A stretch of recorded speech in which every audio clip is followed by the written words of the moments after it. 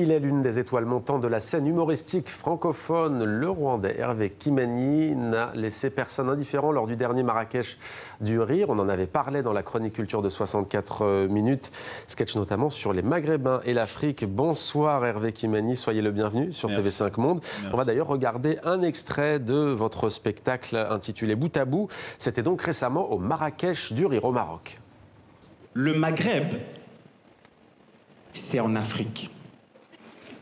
Prends le temps de digérer cette information. Parce qu'il y en a parmi vous, apparemment, vous n'êtes pas au courant. Ça va pas à la tête ou bien?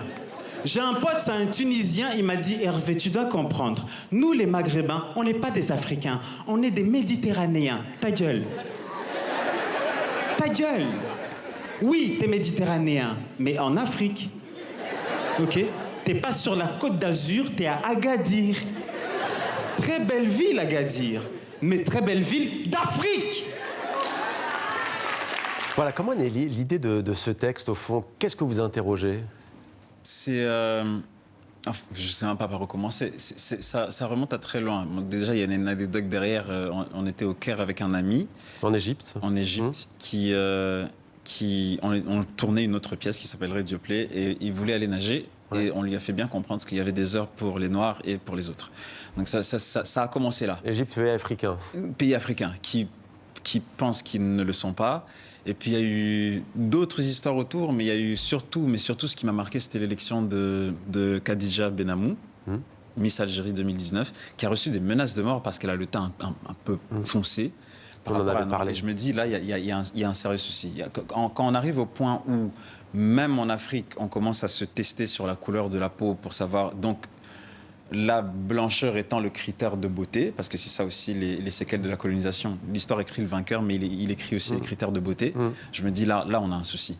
Des femmes et des hommes, d'ailleurs, qui vont se dire victimes de racisme une fois qu'elles ont franchi cette même Méditerranée. Cette même Méditerranée. Et ça devient intéressant de voir que ça reste ancré, malgré tout ce qu'on peut raconter, malgré tous les écrivains, toute la littérature, tous les films qu'on peut voir. Ça reste quand même ancré, mais profondément. Ouais.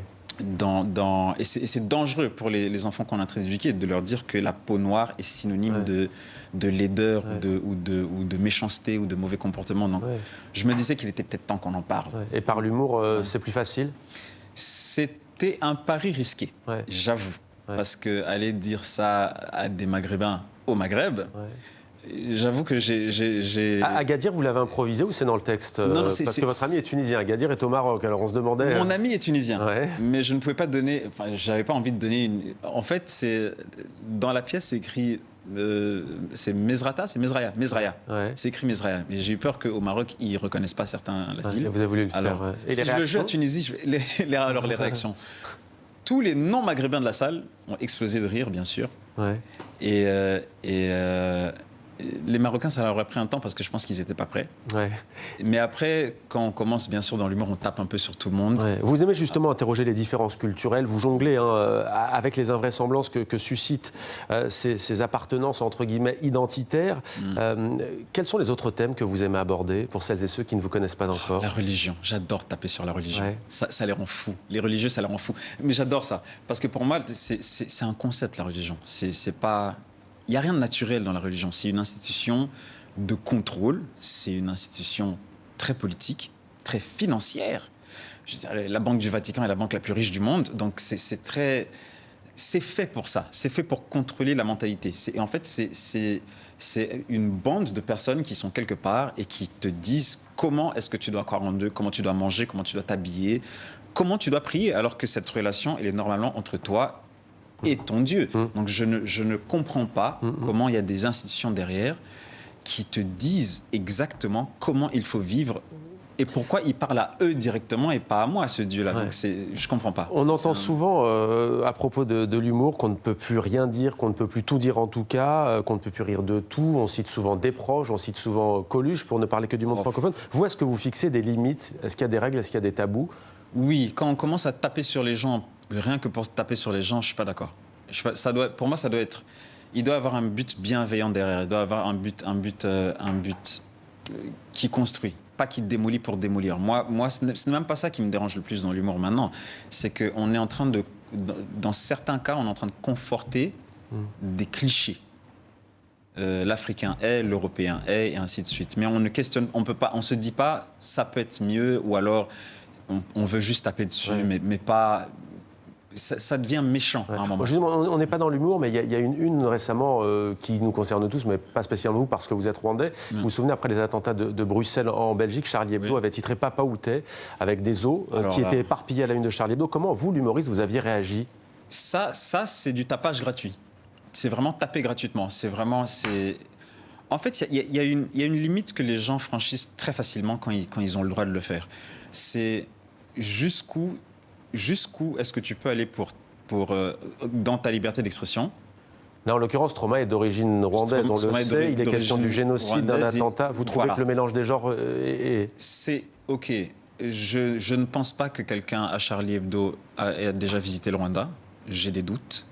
Donc, pouvoir taper comme ça gratuitement et se dire « Ah, c'est une blague, calmez-vous », c'est gratuit, c'est facile et c'est méchant. Parce que, de l'autre côté, ils pensent que nous, on ne peut pas répondre. Qu'est-ce qu'on va faire? On ne va pas leur faire un procès, on ne va pas les enfermer, on va pas... Qu'est-ce qu'on va faire?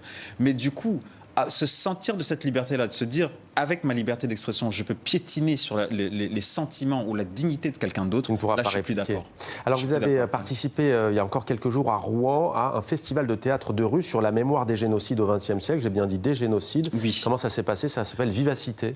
En fait, Vivacité, ça se passe à Sotteville-les-Rouen. C'est un festival de théâtre de rue. Et je pense que ce n'est que notre pièce qui traite des génocides du XXe siècle. C'est une pièce, c'est une collaboration française-rwandaise qui s'appelle Ejo Nejo Bundi, qui est, en fait, en Kinyarwanda, ça veut dire après... Ah non, qu'est-ce que je raconte?